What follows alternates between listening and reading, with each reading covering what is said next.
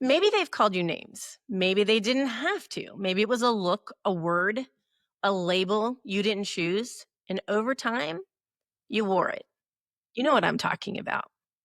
Those invisible things that tell you you are something that you don't want to be, that you don't believe in. And you started believing you're too much, you're not enough, you're too fat, you're broken, you're not worthy, you're not good enough, you're not valuable enough. Oh my gosh, we could keep going and going with all the names. But the truth is, that's just a label. It never was you. It was never you. And today we're going to rewrite those stories. We're going to take those labels off like a bad coat, and we're going to rewrite your story to what you authentically are. I'm so glad you're here today. Woo! Have you ever hit a moment where success wasn't enough?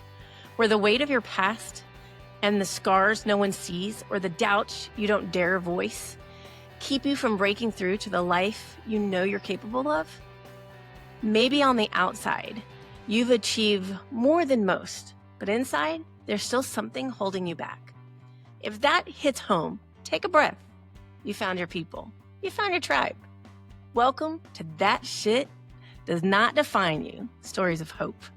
I'm Athena Captain, joined by my co-host, Jada Haycraft. This isn't just another podcast, friends. It's a space to strip away the labels, the shame, and the invisible barrier standing between you and your next chapter in life. In every episode, we'll bring you raw, real stories of resilience, people who have rewritten their lives, and give you the strategies and tools to do the same.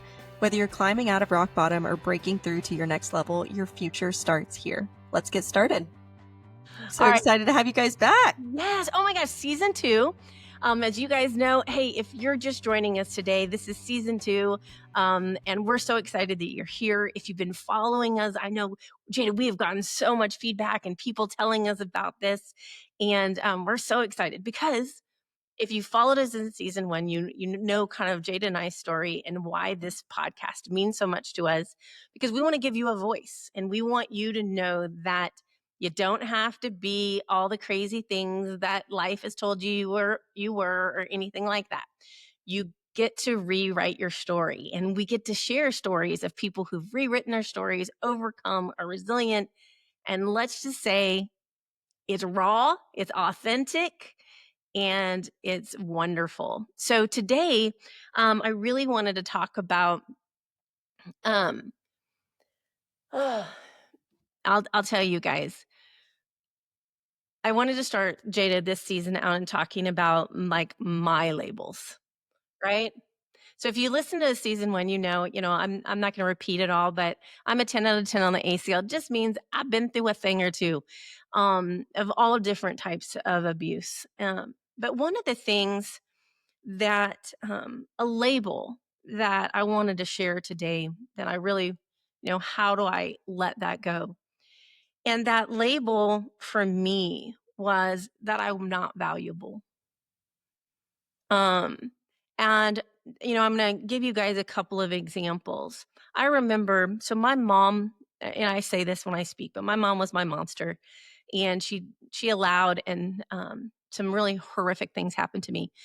And interesting enough, you obviously there's a lot of trauma there that I have to unpack, but the biggest thing is just not feeling valuable, right? That I wasn't valuable enough to protect, that I wasn't valuable enough to feed, that I wasn't valuable enough for housing, that I wasn't valuable enough for clothes. And it went to the core. And that is something that label, I'm, in my 50s now, I am still pulling that off over and over again.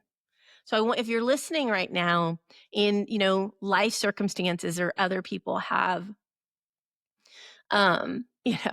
hit you,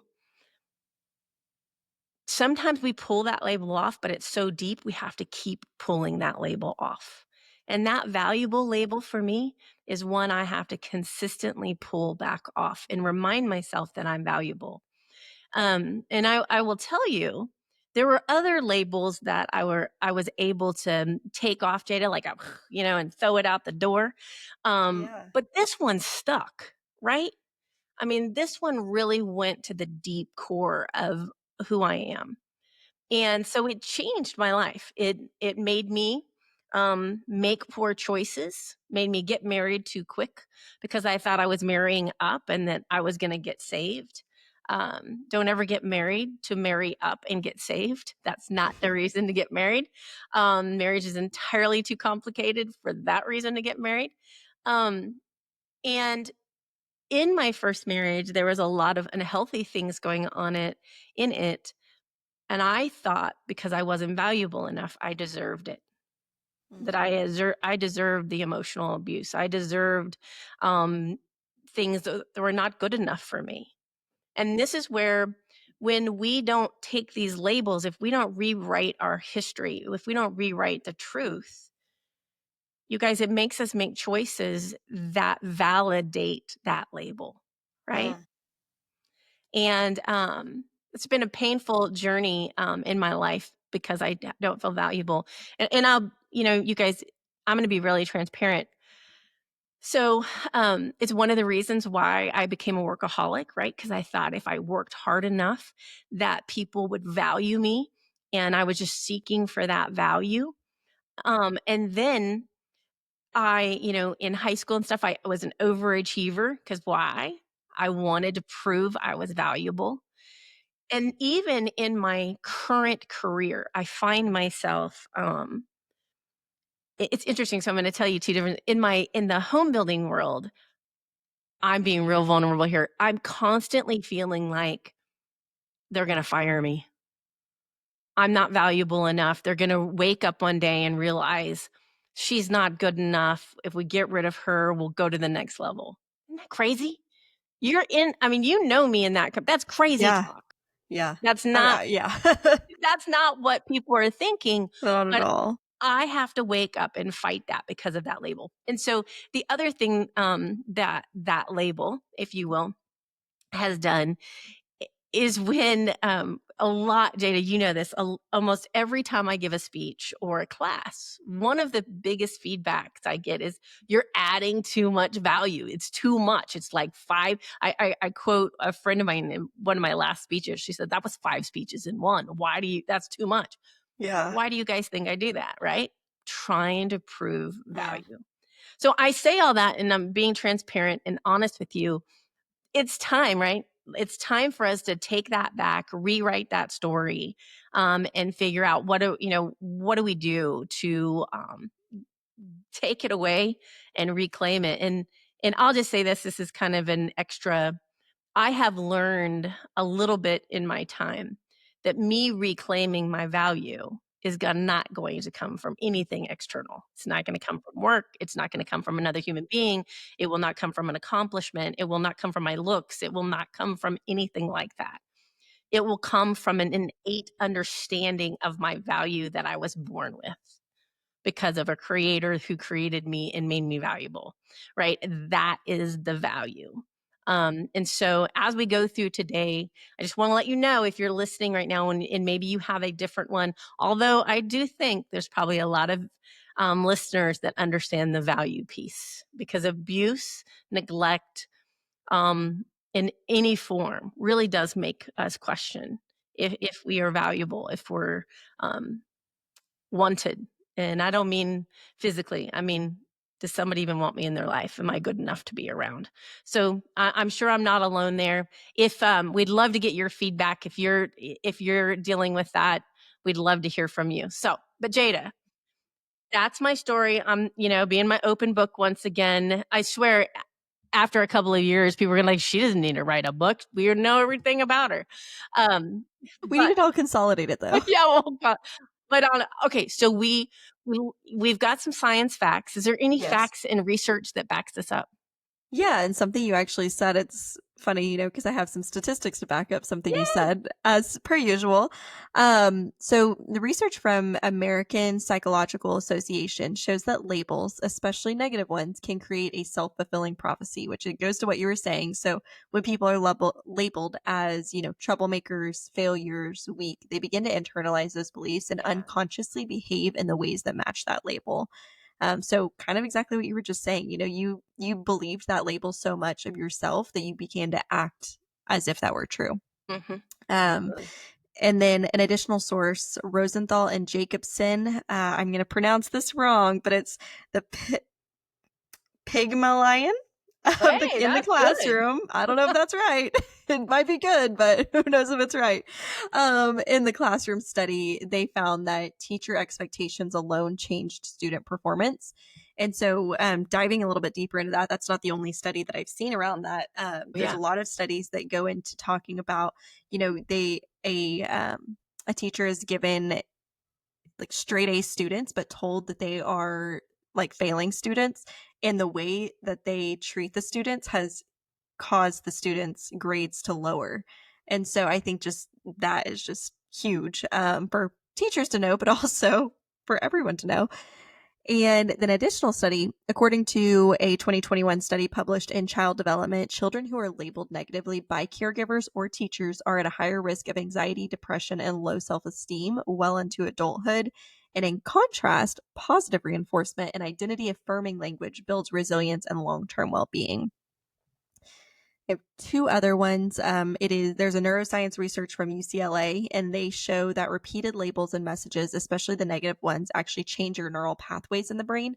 So the more you hear things like "you're lazy," "you're broken," "you never," fill in the blank, the stronger those pathways become, shaping automatic thoughts and behaviors. But there's good news here. Neuroplasticity means we can rewire those patterns through intentional and positive relabeling. And then the last one is studies in social emotional psychology show that simply identifying the harmful labels you've internalized and consciously choosing new language has a measurable impact on reducing shame and increasing empowerment. So they call it the name it and tame it. So naming the label out loud is reduces its unconscious Mm. power on your brain. Wow. That I love the science there. I mean, we know it's true, right? You and I Hmm. have in our Certainly. business and all the speaking engagements and the teaching that we do, we see this over and over again. And I know you are a student of psychology, and so you even are going deeper into this. And you guys, if you are walking around with labels and you think that you're the only one, please know that's not true, and that those labels really don't define you. It's why we created this podcast, right? Because we don't want people to walk around and think that what other people did to you or have said about you is what you have to become. I mean, if you think about it, before I get into the rubber meets the road here, Jada, Yeah. you imagine, okay, statistically, right? A 10 out of the 10 A score, I should be in jail. I should be dead. I should be a drug addict, a prostitute. I should be an abuser. I should absolutely be abusing my own child. Yeah. Um, I should not have the fortitude emotionally to have deep relationships. I should have mental illness. I should have all kinds of crazy things, guys. Um, and I will say this, if you're listening and you're on the A scale and you're like, man, I struggle with some of that.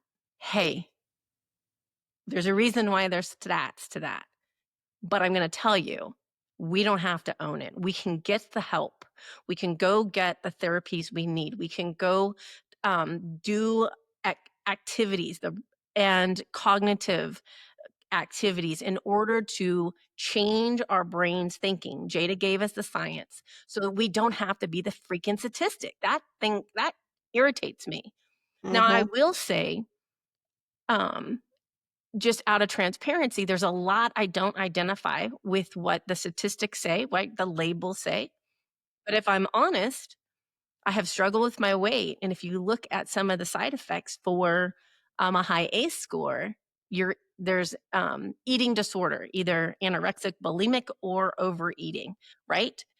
Classic number one side effect. I'm living it. I have lived it my entire life. So that is a side effect that hit me that I have struggled with and will continue to struggle with until someday that is healed. The other thing is very common for high ACE score people to have autoimmune. So there's a physical thing that happens in your body. I'm fighting that. So, but I don't have to be a sick person. I can say, okay, because of the trauma that happened in my body, I'm more acceptable to this. So what I'm going to go to fight it, right?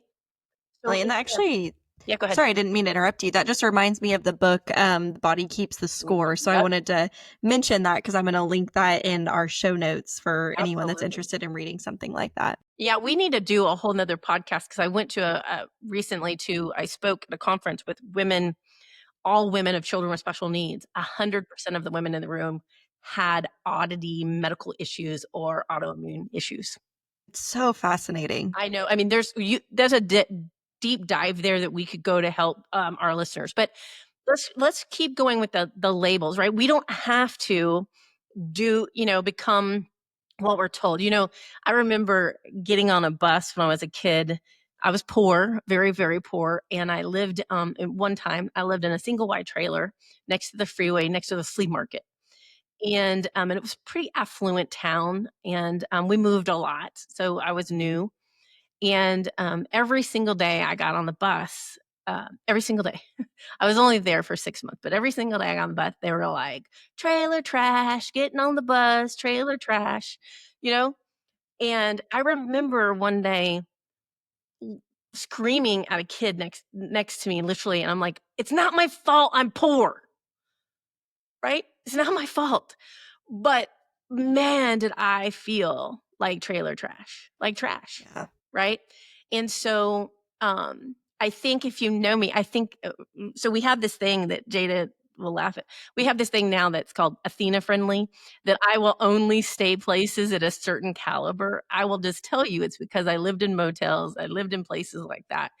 And so I vowed at a very young age that I was going to escalate the living situation. So anyway, Certainly. but anyway, so I already knew right then, I'm like, I'm not going to be a trailer trash. I'm not going to do that. Although if you live in a trailer, you also don't have to be trash, right? I mean, come on.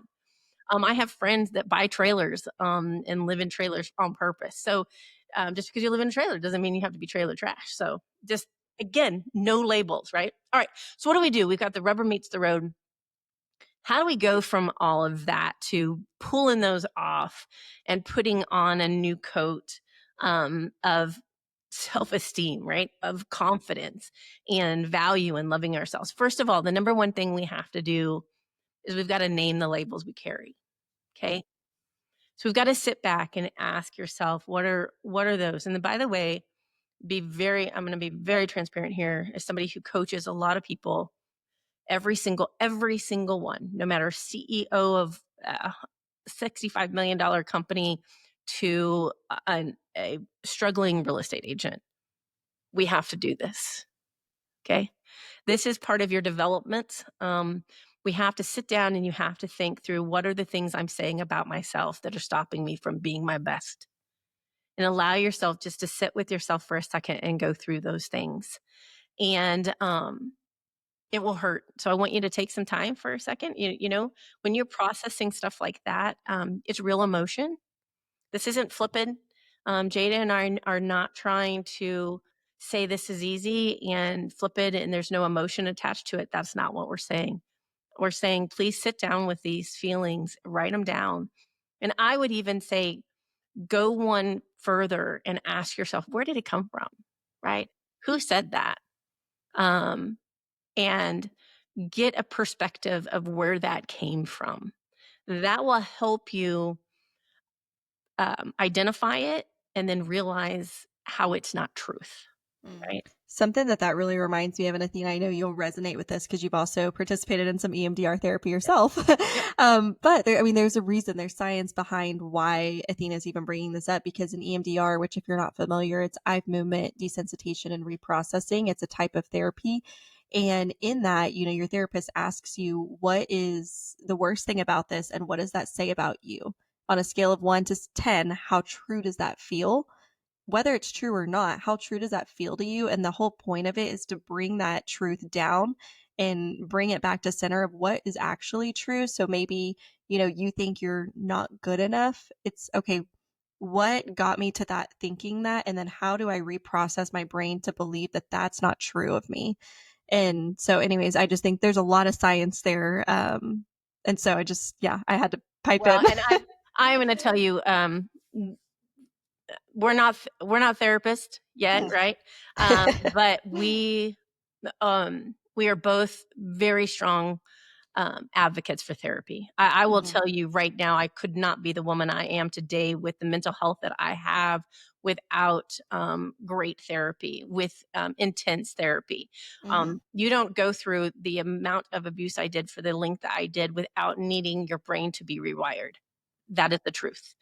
It needed to be rewired spiritually and emotionally, Yep. and some physical, like with so just know if you're listening to this and you're like, Athena, it's deeper than that. I can't do this by myself. I know what the labels are and I can't pull them off. Get help. I had to get help. Jada's gotten help. We're honest about that. I'm gonna cry. You don't do this alone. Okay. Don't allow the labels to rule your life. Get the help necessary, because there is a truth inside of you that's beautiful that will shatter this label. Okay, Uh-huh. shatter this label. Yep. And I think it's really important. And I will say, and I know he would allow me to say this, as my husband did EMDR therapy. And a label that came out for him is that his voice didn't matter, because people in his life told him to be quiet all the time.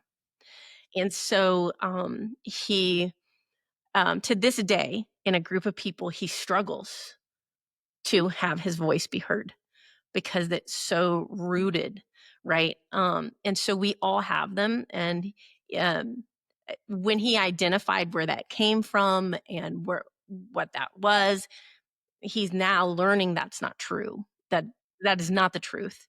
And his opinion really does matter, especially in the space he's good in sales and in being a father. Right? Uh-huh. He's worked real hard to be a dad, and he's made Certainly. lots of mistakes, and he has worked really hard to rectify those. And so all of that, you guys, you need to get help. Don't be trying to pull these labels off by yourself Uh-huh. if they're stuck too hard. Okay, but if you here's something really simple. Try to come up with 3 of them. Don't come up with if you got a really big one, start one at a time. If you're going to do this on your own, and just write it out and then write some truths to it. It's mini cognitive therapy, but write out some truths. If you are a believer, write out your faith truth to that, right?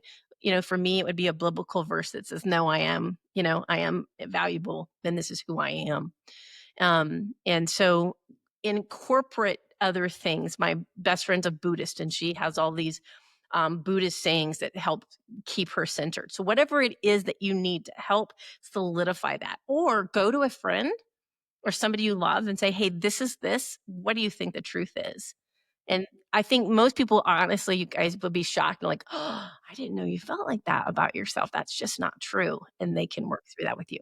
All right. So number 2, write your new truth, right? Write the new truth. Get that information. Jada said neuroscience shows that changing that negative belief into something positive is a cognitive. This means it's neuroscience. It means it's really physically happening in your brain. So Uh-huh. with each label, write a new truth. And I suggest even having them somewhere in a journal, a sticky note, where you're constantly reminding yourself. Let me give you a perfect example of this. And how come I'm always the vulnerable? I always have to be vulnerable I'm here. like, I can give a very good visual, but it's not super I know. vulnerable. Well, mine is so again, I told you a part of the A scale stuff is I struggle with my weight. So for years and years, I'm like, you're fat, you're ugly, you're fat, you're ugly. And I just told myself that all the time, right? And recently I've lost 75 pounds and I'm continuing that. But the difference is, you know what I've started saying to myself, you're fit. There's a fit woman in there. There's a fit, healthy, strong woman in there. There's a fit, healthy, strong woman in there. And I just keep telling myself that over and over. And when I'm looking at myself in the mirror, I still see the fluff, right? But I envision now what I'm going to look like when I'm fit. And I just keep saying, I'm like, okay, the fit girl's coming out. Have you ever seen that meme where it's a heavy person and they're chiseling and Oh, they're yeah. I know what right? you're talking about. That's how I'm looking in the mirror, right? And Yeah. it's not that I want to get skinny. I'm never going to be skinny. That's just not who I am, but fit, right? Healthy. And so anyway, that's something I've been saying to myself. That's what we're talking about. That's on a very simple scale. Again, if you need to go deeper, go to get some therapy. But write that on there. Like for example, you could write on your computer, "I'm smart. My voice matters." Or um, "I'm great at something." Whatever the other is to you. What would be one that you would put on your computer, Jada? Ooh, man, I've gone through a lot of EMDR. Yeah. One that I mean, just very vulnerably, one that I would have put probably 2 years ago is that I'm not good enough. Um, or I'm not worthy. I Mhm. think that that is something actually on my well, now my computer desktop is a picture of my daughter, but earlier this year it was I had a kind of my dream board situation on there, and on there I put "you are worthy." So I think that that is Yeah. something that, yeah, I think Uh, that's something I still struggle with on a daily basis. mhm. Why is that value and worthiness the biggest? You Yeah. and I need to go in a deep dive there because true transparent. My business partner bought me the book "You Are Worthy" and told me to read it because he was getting so sick. He's like, "I'm tired of this," you know. Yeah, I mean, I think that those ones are deep rooted ones that are to our core, that are harder, I think, for our brains to prove. Whereas, if you think you're not smart, it's easier to prove that you are smart because there's things that you can outwardly do. The deeper rooted, "I'm not worthy" or "I'm not enough," those are things that other people have an effect on. So it's Yeah, harder to dig out of those holes, is yeah, my two but cents. important. They're But very so important. important. I mean, they are Yeah, critical, right? yeah, So critical. definitely. I'm glad that you at your age are working through it because at 50, I got the book. So, Yeah. from a friend, That's comical from that my you business partner, said 'cause that he's like, too. "I'm tired of this." Anyway, all right, so number 3, Uh, interrupt the old story with real life. And the brain runs on a pattern, right? So you tell yourself one thing. We need to interrupt old patterns. This is mhm. really important. Sometimes we get caught in what I call a psychological loop that we are just, and I'm not a psychologist, so this is Athena Bonics here, right? But I call it a psychological loop, in where we just start believing something because we're in a pattern of it so much that we have a hard time stepping out of it. So sometimes you just have to stop and say, no, no, that's not true. So when you catch yourself literally going, no, that's not true. Today, this is true. So when that old pattern starts to come up, and I call it your monkey on your shoulder, right? Stop the monkey. When that negative thing starts getting at you, just go, no, that is not true. That is not true. And making it stop. Like this week, catch yourself thinking, when you're thinking or acting on one of those old labels, physically stop yourself. I mean, I know that sounds crazy, but like, for example, I told you guys about value. If this week I was walking around and said, "Oh, you're not valuable," and no, right? Just stop physically. No, you are valuable. This is Are. stop brain, right? I know that sounds really crazy, but we need to stop ourselves because the brain just it gets complacent if you don't make it move forward. So make it stop.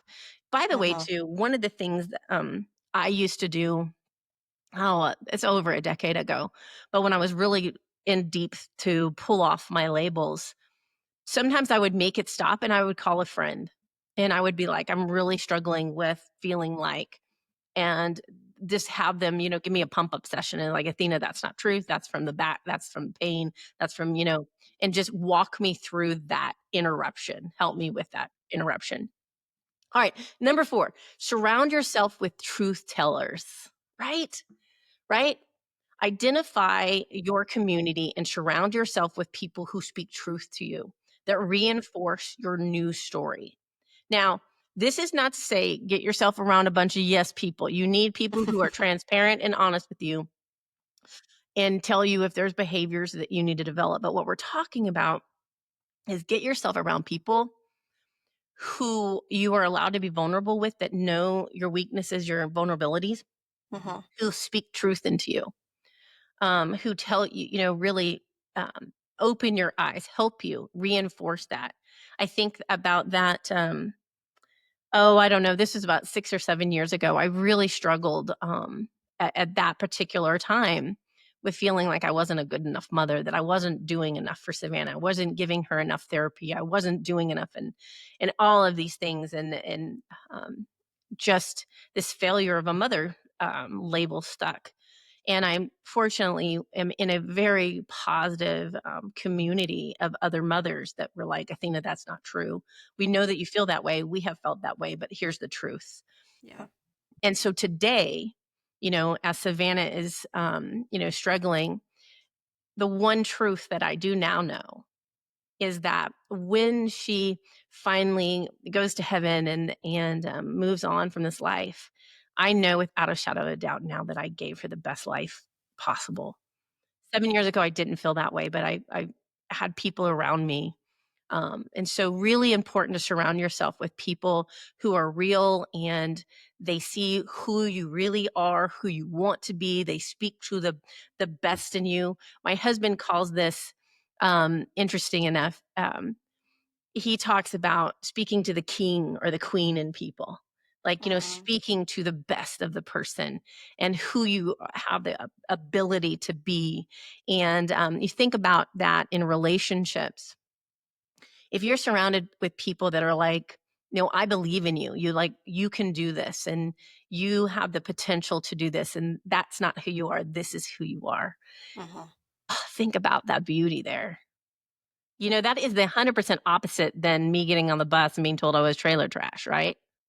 That would Yep. be like me getting on the bus and they're like, "This is temporary, you got this, girl." Right? There, see the difference, right? And so get yourself around those people. And healing often begins, by the way, when we, have witnesses to our becoming, right? So when we have other people, praying for us or standing with us, and then they recognize, Jada, not to get too personal, but I know your journey, obviously, and to see the woman you were 8 years ago to who you are, you, you know, I see, I can, like, wow, right? Wow, the work you've done, the what you have put into who you are and what you continue to do. And so, I sit back and I'm amazed at you and, who you are, and, what you've achieved and where you're going and what you're gonna do. Those are the kind that you need people who see that. Mm. Right? The best Yeah. in you, even like what you're gonna become, in the future. And so think about that. And can I just say on another note, can we start being those people? You know? Amen. Right. Can we start being those people where we look at people and try to find, of course we have to have boundaries with people. I get it. But can we start looking for, the good in people? You might find somebody's in your life that you, would have missed. You would have missed. And if you didn't open your eyes to something so beautiful. I'll say one thing here, before we wrap up.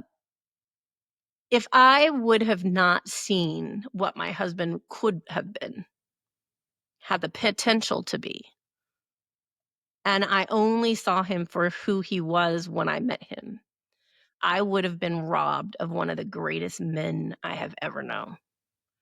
The problem was he didn't have a tribe of people around him telling him who he could be and what he was capable of. He was surrounded with people who wanted him to stay small, broken, and quiet. And so there's a diamond out there that you might be missing if you don't. And I'm not saying fix people, I'm saying look at them and see their potential. I didn't fix him. I don't have the capacity to fix him, but I love him and I saw him. And he would say that. He would say, "You're one of the first people who saw me." What if we were that? We walked around and we could see, like, really see people, Yeah. the stories that we would hear and the people we would meet and the healing we would get for Yeah. ourselves too. So, you guys, Yes. I hope this has been helpful. Think about those labels, get them off. We don't want them. They're heavy. Forget those things. Let's rewrite our stories because the world needs the best of who we are. So, Jada, where do we go from here? What do we got next? Great question. So, you can download our resource guide. It will have the whole season's resources full of it. So, no, we're only on season 1, but if you like to peek ahead, there's some other really good goodies in there for you. And then also, I'm going to link the book I mentioned, Body Keeps Score, The Body Keeps the Score. I Mhm. forget exactly if there's a the in it. Anyways, either way, I'm going to link that book. We'll have the link. We'll have the link. And then if you enjoyed this podcast, we'd love for you to like and subscribe so you can join us next week. We will be interviewing Cheryl Moser, and she's going to be talking on rewriting your story, healing, hope, and taking it back. So I think if this week resonated with you, next week really is going to resonate with you. Otherwise, you can find us just about anywhere on social media by searching Athena Captain. She's a pretty unique name, so just Google her or search her name. And then, in all seriousness, this is not your practice life. So don't wait for it to be perfect. Start messy, start scared. Just start because nothing changes until you do. So take one step forward today for the life you want and dare to share it with us. We'll be here standing with you every step of the way. We'll see you next week. Bye, everybody.